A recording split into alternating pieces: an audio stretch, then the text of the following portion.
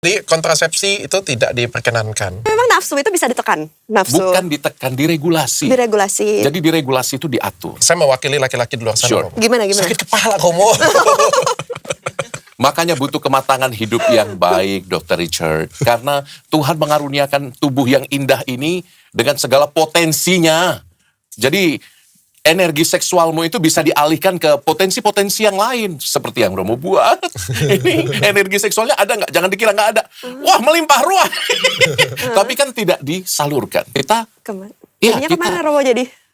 Dialihkannya kemana? Saya hobi keliling kota. Sudah capek loh itu. Oke. Pulang ke kamar, gitu kan. Jadi ya sudah biarkan dia alami saja berjalan. Oke. Menurut siklusnya. Romo bagaimana kalau Bayi tabung, fertilisasi, inseminasi, in vitro, ya. Romo. Tidak diperkenankan juga Surya.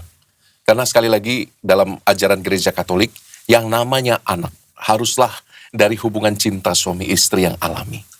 Karena itu organnya dan di situ tempatnya, maka sesuai hukum kodrat dan sesuai dengan hukum gereja, ya itulah tempat di mana anak tumbuh dibesarkan dalam cinta kasih. Jadi dia harus merupakan pertemuan. Kalau IVP atau bayi tabung, coba sel ibu diambil dari mana, Bu Dokter? Iya, ovum ibunya berapa sekali keluar? Banyak telurnya biasanya. Sel telurnya ada banyak kan? Iya. Sel bapak diambil dengan cara apa?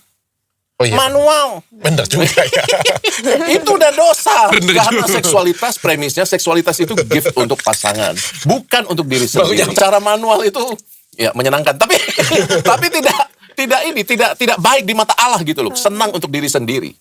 Sementara gift itu harus diberikan untuk pasangan. Berarti kalau pasangan yang tidak bisa mempunyai anak, mandul atau gimana, jadi tidak boleh mengusahakan hal-hal itu ya, Romo? Dalam ajaran iman Katolik tidak.